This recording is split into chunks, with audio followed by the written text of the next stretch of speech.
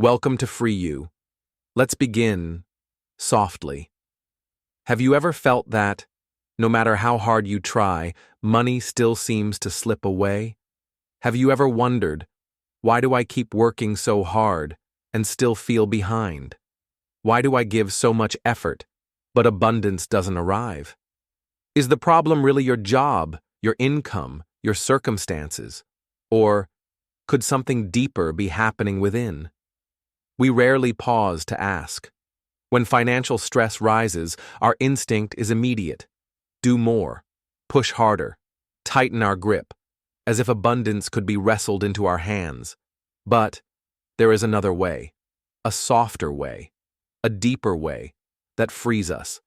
Today, we don't begin with earning more. We begin with releasing more. Together, we'll explore 5 inner blockages that quietly choke the flow of financial energy. Let's begin with the first block, emotional reactivity.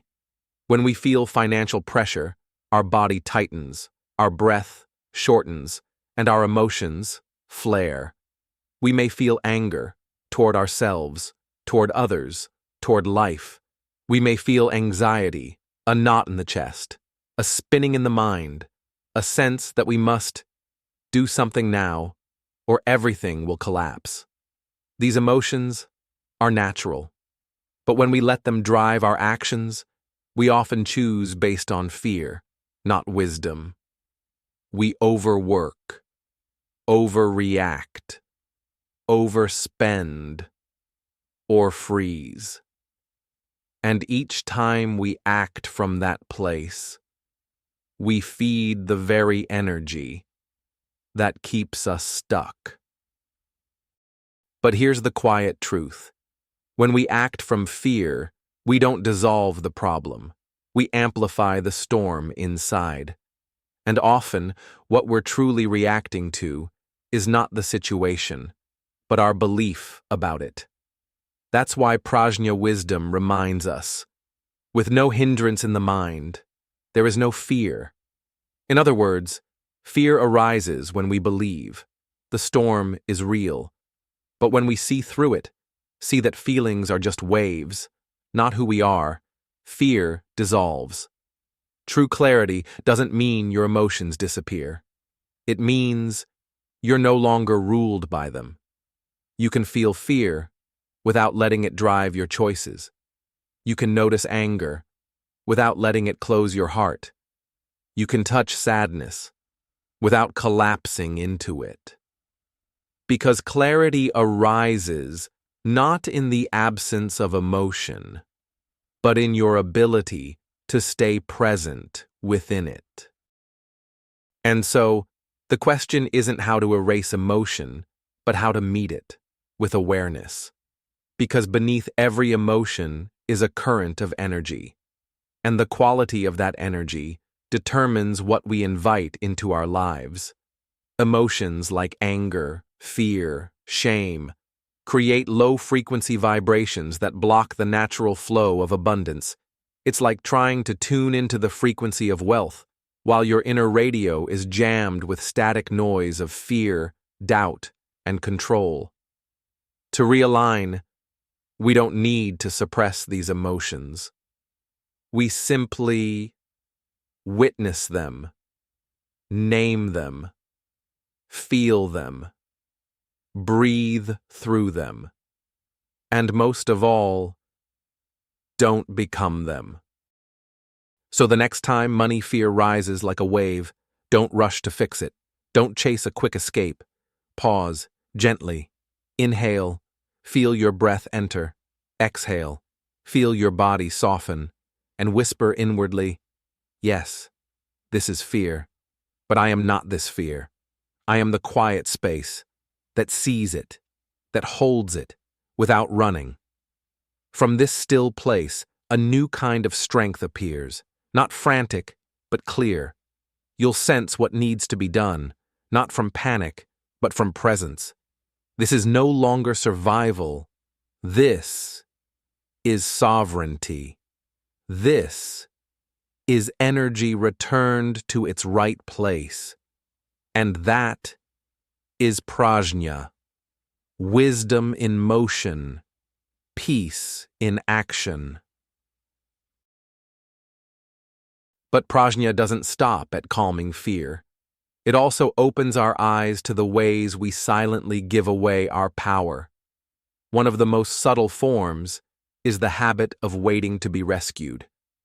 So now, let's look at the second inner block, dependency, the longing for something outside to save us, the tendency to cling, to reach outward for rescue when things feel uncertain.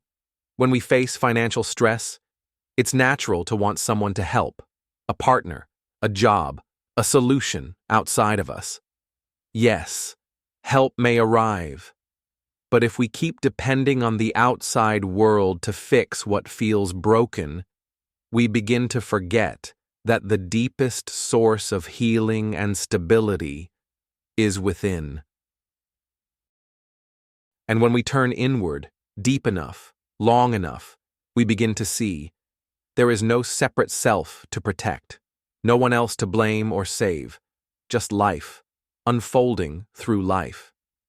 This is where Prajñā points us next. No self, no others. This doesn't mean we live in isolation. It means we see through the illusion that someone out there can complete us or carry our burden. When we let go of that illusion, we return to what is truly stable, our awareness, our pure awareness. The silent strength within is not dependent on circumstances, titles, or possessions. It doesn't need validation from the outside. It is a quiet power, steady, grounded, and always present, even when everything else feels uncertain.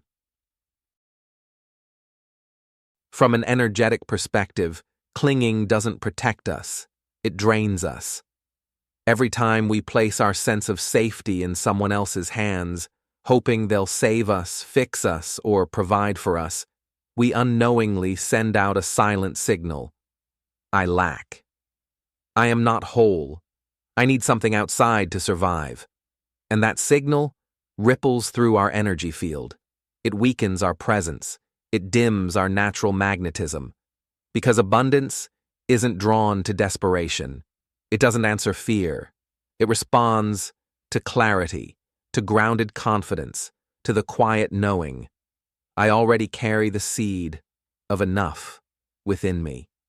And the moment we stop reaching outward and turn inward, something subtle, yet powerful, begins to shift. We start returning to our own field, to the stable ground beneath us, to the source within us. In that return, we become a center of gravity, steady, calm, magnetic. And from that center, resources begin to move. Support begins to come. Not because we chased it, but because we became ready to receive. Letting go of dependency doesn't mean you reject help. It means your sense of wholeness no longer depends on it. You welcome support, but you're not defined by whether it comes or not. You stand rooted in your own inner source. For example, imagine you're in a small boat on the ocean. When waves rise, of course you're grateful if another boat offers a rope. But you've also learned to hold your own oars, to ride the waves, to trust your inner compass, even when no one is in sight. That is the quiet power of no longer clinging. You've come home to the quiet center within. And from that place, you remember, the true source isn't out there. It flows through you. You begin to trust your inner capacity, to adapt, to heal, to create, to rise. So when the old urge to cling appears, to grasp outward for safety or rescue, pause. Place your hand gently on your heart and whisper inwardly, I am already connected to what I need. I do not chase. I align. I allow.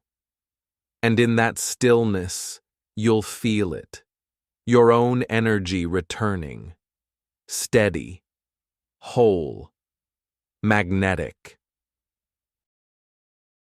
The third inner block that quietly restricts abundance is the subtle habit of complaint. It doesn't always sound loud.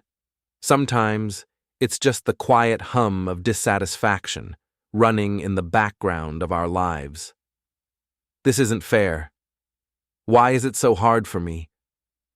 If only things were different. We tell ourselves we're simply being honest. But beneath the words often lives a deeper energy, the energy of blame. Blame splits our experience. It says, I am here, and the problem is out there.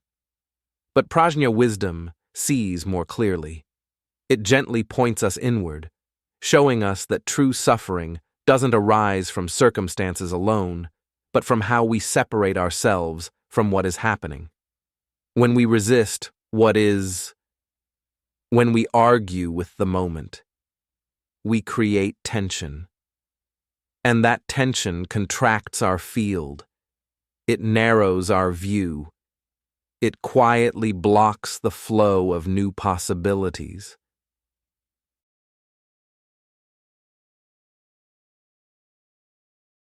And when that inner tension becomes familiar, we start to believe it's who we are, not just something we feel, but something we become. That's when the pain turns into identity. A quiet loop begins to form, repeating the same thoughts, the same stories, the same outcomes. It's often not the pain itself that keeps us trapped, but the identity that forms around it. I am the one who always struggles. No matter what I do, it's never enough. Others succeed, but I was never that lucky. These thoughts don't just describe the past, they define who we think we are. And once struggle becomes identity, we start repeating it, not out of choice, but from habit. Every sigh of complaint, every retelling of how unfair life is, reinforces the loop. Because from an energetic lens, complaining is not just about words, it's a vibration. Each time we speak from blame, we send a signal. I am stuck. I have no power. I live in lack. And life listens, not to our hopes, but to our frequency. It echoes back the energy we hold most often. So even if we want change, if we stay tuned to the frequency of powerlessness, we recreate the same experience again and again. But when we begin to loosen that identity, to stop narrating our pain and start witnessing it, the loop breaks. A new field opens, not through effort, but through awareness. And from that spacious awareness, new possibilities begin to arise.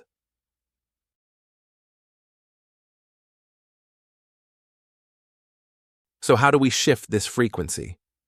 We begin by returning to presence, by noticing the moment we start to complain and pausing just for a breath. Instead of retelling the story, we drop into the body. We feel the breath. We soften the grip. And we say quietly, this moment is enough. Because presence interrupts the pattern. It untangles the loop. It reminds the nervous system, I am safe. I don't need to fight this moment. And from there, something opens. The energy field, which had been closed in defense, begins to relax, to receive, to reconnect. We don't force abundance to come. We become the kind of space where abundance wants to arrive, not because we demand it, but because we are no longer resisting life. And in that gentle shift, in that simple return to now, the whole field begins to change. Letting go of complaining doesn't mean pretending everything is okay. It means stopping the habit of telling ourselves we are powerless. Because often, We don't just suffer the situation, we suffer the story we've built around it. This always happens to me. I can't catch a break. Why is life so unfair? But when we pause and look deeper, we begin to see. This is not personal punishment. This is part of the path. Life is not attacking you. It's inviting you to awaken, to see clearly, to grow stronger, to soften where you've hardened, to open where you've closed. Every setback, every challenge, every moment that pushes your limits can either lock you in a story of struggle or bring you back to presence. And in presence, you stop asking, "Why me?" and start wondering, "What's here for me to see?" That's when true power returns. And when we begin to see clearly, we also begin to soften, not by force, but by choice. We realize every moment holds a message, every discomfort, a doorway. And sometimes the most healing response is not to resist, but to say, "Thank you."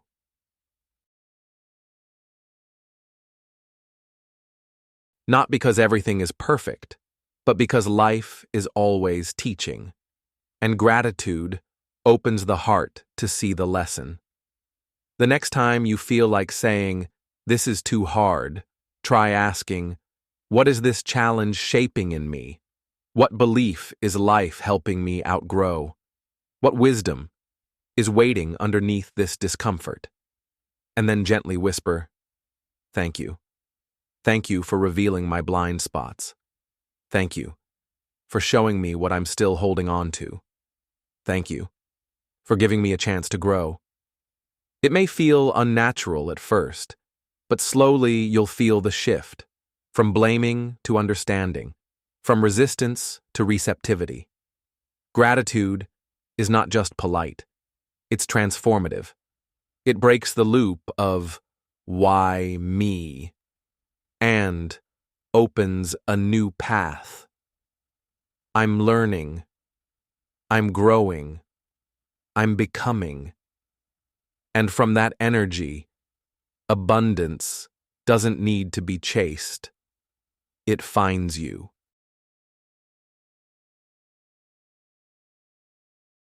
And it's in that moment, when you stop chasing, that life begins to move toward you.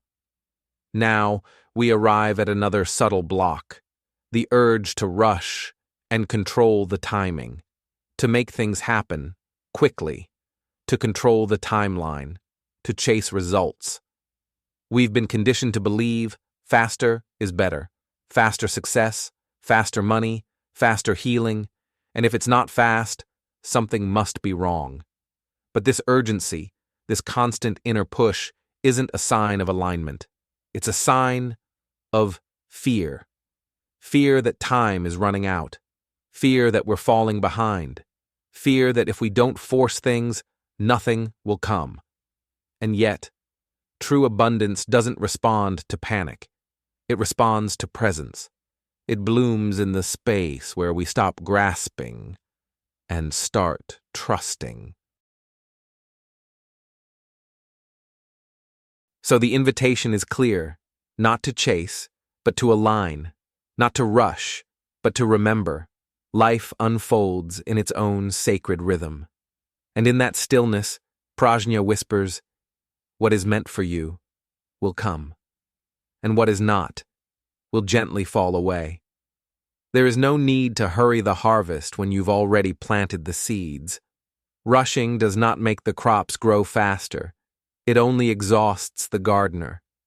In the deeper field of awareness, there is nothing missing, no finish line to reach, just moments, unfolding. What's truly yours cannot be taken, and it cannot be rushed, because it arrives only when your energy is ready to hold it. So instead of asking, "When will it come?" ask instead, "Am I becoming the person who can truly receive it?" Then slow down, feel your roots, and trust the rhythm of life's quiet unfolding.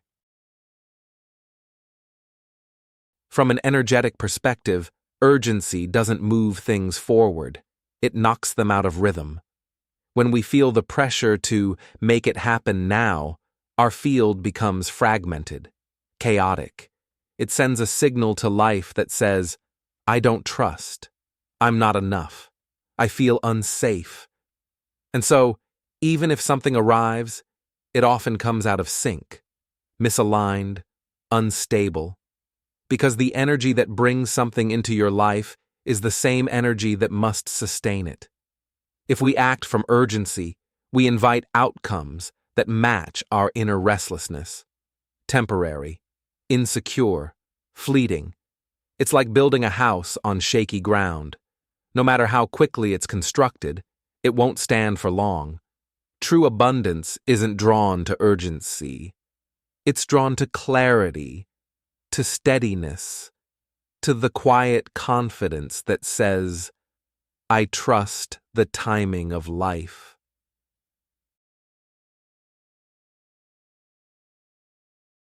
Letting go of urgency doesn't mean giving up.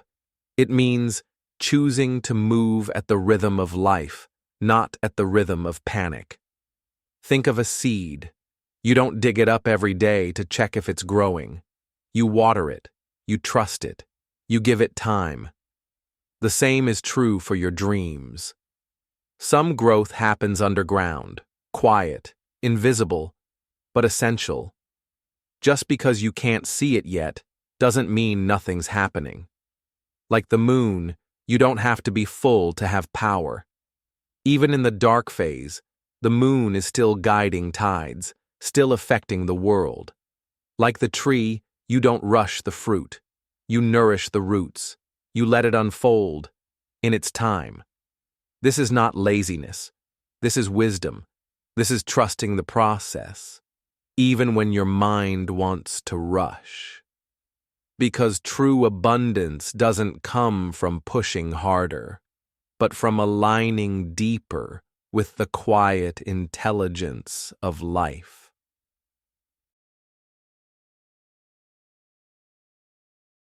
So when you feel the pressure to make it happen now, pause. Take a breath. Feel the earth beneath you. And remember, I am not late. I am not behind. I am exactly where I need to be for this seed to grow rightly. Instead of chasing outcomes, tend to your inner garden. Focus on the quality of your intention, the clarity of your actions, the consistency of your effort. Because when the right cause is planted and time is given, the fruit will come. Not a moment too soon, not a moment too late.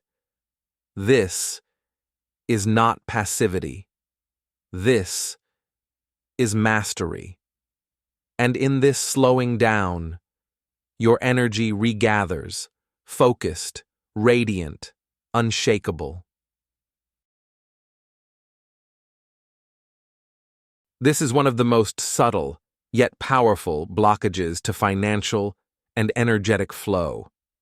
Of all the inner blocks we've explored, this one often hides the deepest, the need to explain our pain. It shows up quietly, in our words, our stories, our tone. Not to seek attention, but to be seen, to be understood. There's a voice inside that says, I want someone to know how hard it's been. I'm not asking for help, just recognition. Please understand that I did my best. So we repeat the story. We share it again, not to gain pity, but to prove we were trying, to justify the weight we've been carrying. But each time we do this, we unknowingly anchor ourselves more deeply into the pain. Take this simple example. You tried a business venture. It failed. Now each time you meet someone new, you say, I put in everything, but customers disappeared. I invested all my savings, but it collapsed. At first, it seems harmless. But if the story is told again and again, It becomes part of your identity. I'm the one who failed. I'm the one who life didn't support. And when we identify with the wound, we emit that frequency of hurt, and life responds with matching experiences. From Prajñā wisdom, the problem isn't the pain, it's the self who clings to it. When the I dissolves, there's no one left who needs to be validated or defended. And from an energetic view, the more we speak from a place of hurt, the more we reinforce its reality in our field. Words carry vibration. Even soft words of sorrow can keep our energy tethered to the past. Letting go of the need to explain your pain doesn't mean pretending it never happened. It doesn't mean pushing it away or acting like you're fine when you're not. It means learning to hold your own story with tenderness, with honesty, with quiet dignity. It means you no longer need others to carry it for you, to validate every step, to approve of your healing. This isn't about suppressing how you feel. It's about reclaiming your strength from within. Because real power isn't loud. It doesn't need to convince. It doesn't explain again and again, just to be understood. True sovereignty is the gentle presence of someone who has touched their pain so deeply, they no longer fear it. They can sit with it, breathe with it, and still choose peace. And from that place, they don't need to prove anything, because they know, I have lived through it, and I am still here, whole, steady, enough. So when the urge arises to tell the story again, pause, place your hand on your heart, and whisper inwardly, yes, I've been through pain, but I am not the pain. I am the presence that witnessed it all and still loves me. True healing doesn't always need an audience. Sometimes, the most sacred transformations happen in silence, where no one sees but you, where no one hears but awareness itself. And in that sacred silence, the wound no longer needs to be explained. It simply dissolves. True abundance doesn't come from rushing or forcing. It flows from spacious hearts and clear energy.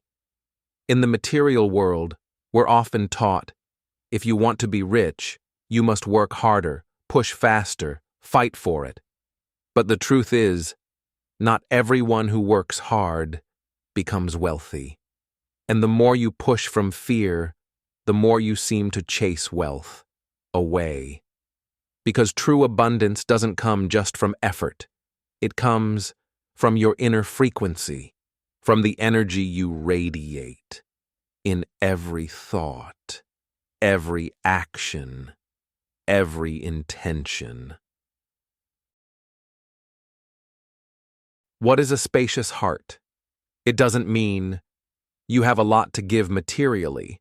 It means that even when you have little, you still live with generosity, with kindness, with a willingness to support others.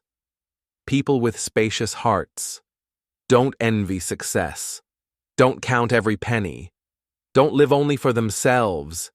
They act with the intention to benefit others. And that kind of heart opens the field. It expands energy and naturally attracts blessings, support, opportunities, and wealth. What is radiant energy? Radiant energy is born when your inner world becomes calm, steady, unshaken. You're no longer ruled by reactive emotions, victim stories, mental noise. A person with radiant energy acts from clarity, not panic, knows when to act and when to wait, moves steadily without rushing, without clinging. Have you noticed? The calmest people often shine the brightest, not because they try, but because their energy is centered. And that presence invites trust, collaboration, and flow. When you have wisdom, virtue, and peace, wealth comes to you.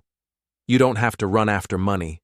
Money finds those whose energy matches prosperity.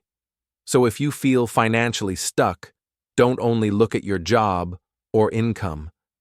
Ask instead, where is my wisdom right now? How much virtue have I cultivated? Is my heart truly at peace? Every dollar you receive today is the fruit of seeds you planted in the past. Through your actions, your words, your intentions. And here's something deeper still. Small wealth from effort, great wealth from merit. A deeper understanding of why abundance flows or doesn't. Let's explore this quietly. Small wealth comes from effort. This is the kind of income that is steady, predictable, linked directly to what you do. You work, you earn, you stop working, and the income stops too. It comes from skill, discipline, persistence. It is fair, but it's limited, because effort alone depends on time and energy, and both are finite. So many of us live here, stuck in a loop where money only comes if we keep moving. We are constantly working, just to maintain what we have. And the moment we pause to rest, the flow slows down or disappears. This is not freedom. This is survival. Great wealth comes from merit. This is something else entirely. It's the kind of abundance that feels surprising, timeless, sacred. It shows up not because you chased it, but because you lived in alignment. It arises not just from your actions, but from your being, your integrity, your kindness, your quiet generosity. The things you did when no one was watching. These are seeds, planted deep in the field of consciousness. And though you may not see their fruit right away, they are ripening. One day, an opportunity arrives. A door opens. Support flows in without being forced. And you'll know. This didn't come from effort alone. This came from merit. So what do? We don't abandon effort. We refine it. We keep showing up, but with a spacious heart, a generous spirit, a wise presence. Because small wealth may bring comfort, but great wealth brings liberation. And the truest abundance does not come when we push harder, but when we live better. Small wealth comes from effort. Great wealth comes from merit. Let your work be steady, but let your heart be noble. True abundance doesn't arise from sheer effort alone. It flows from the quiet, consistent cultivation of merit, the invisible wealth built through our intentions, actions, and integrity over time. It begins with gratitude. Each time you pause to fully appreciate what's already here, you shift from lack to presence. You signal to life. I recognize the gifts I already carry. And that energy of contentment opens the door for even more blessings to arrive, without grasping. From that grounded state, generosity becomes natural, not just through money, but in the way you give your time, your attention, your kindness, even in the smallest unseen moments. A soft smile, a thoughtful message, a silent prayer for someone who's struggling. These offerings ripple far beyond what the eye can see, and just as important is the energy you choose not to send. When you refuse to step on others for your own gain, when you let go of gossip, judgment, or manipulation, even when no one is watching. This is where true merit is built, in the quiet crossroads of integrity.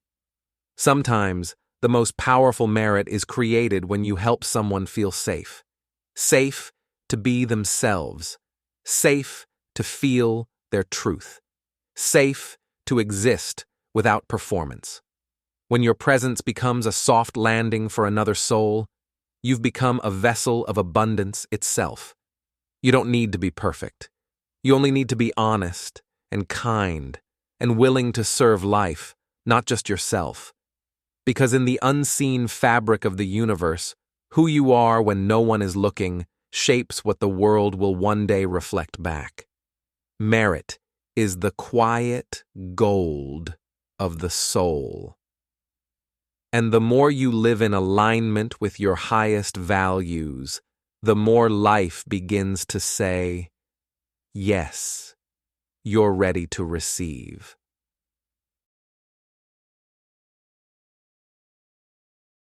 True wealth is not measured by what you own, but by what no one can take from you.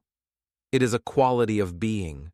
When your heart rests in peace, when your mind sees clearly, and when your actions arise from a place of compassion and integrity. This kind of wealth is invisible, yet unmistakable.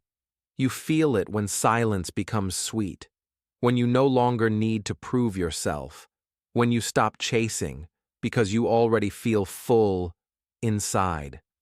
Even if your bank account is modest, a calm, wise, loving presence makes you wealthier than those who are constantly grasping. And here's the paradox.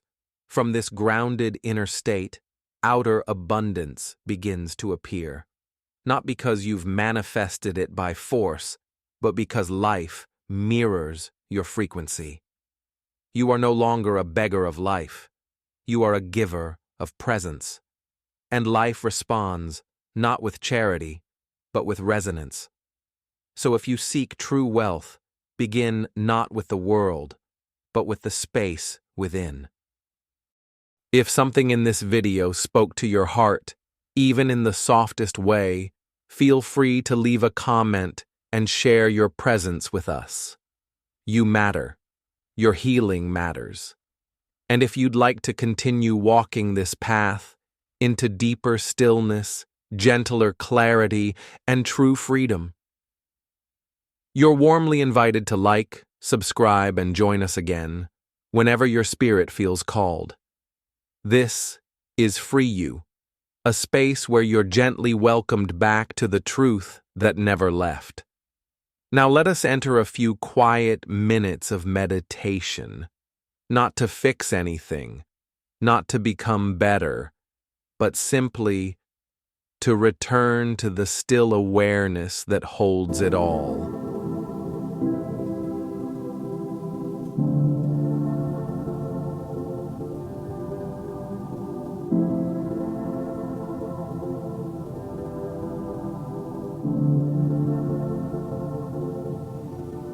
Welcome.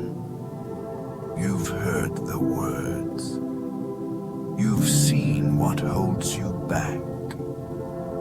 Now, let us stop speaking. Let us stop seeking. Let us return to the quiet place beneath all effort.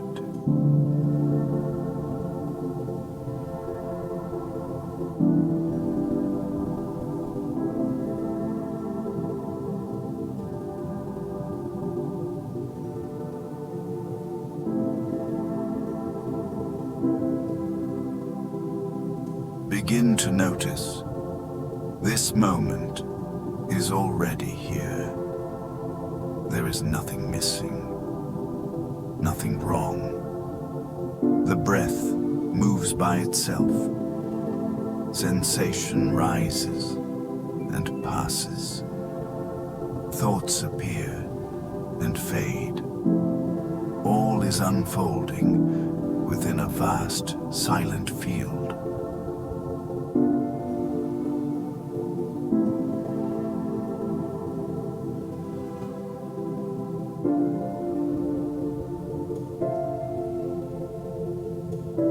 Now, gently feel into your body. Any tension, any holding. Not to change it, just to notice. Where does money live in your body?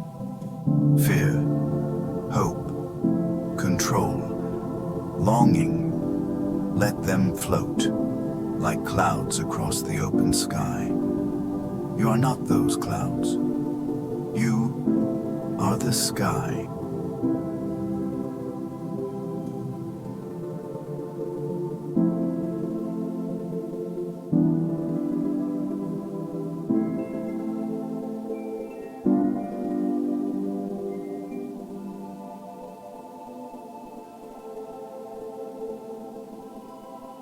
There's no need to follow the thought, no need to name the feeling, no need to fix what moves.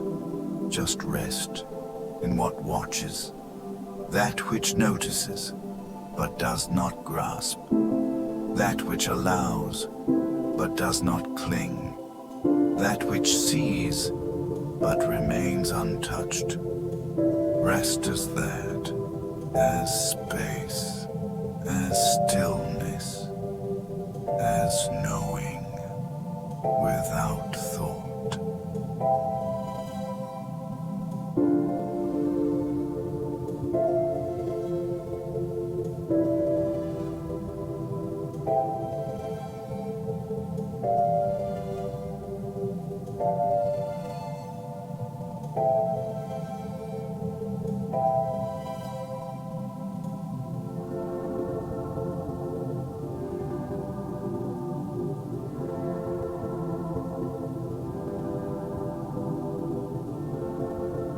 If a thought comes, let it pass.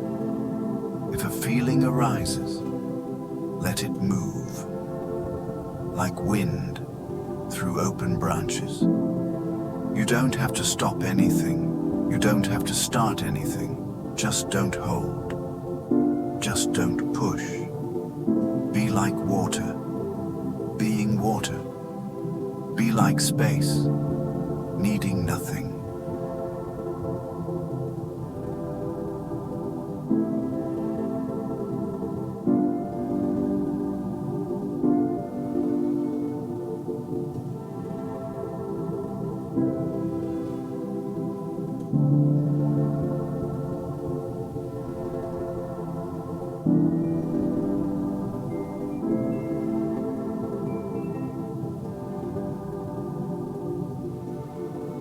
Now, ever so gently, begin to return to the senses. Feel the contact of the body against the earth. Hear the sounds around you. Feel the breath again, soft and quiet. And know you are still here, but lighter, wider, more open than before. Not because something was added, but because something was released.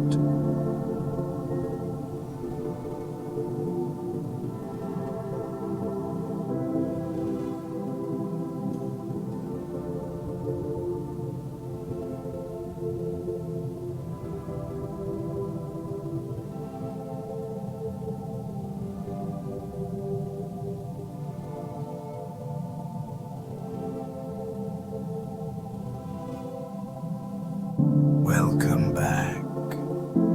Let this stillness move with you through your day. Let life unfold, not from force, but from flow.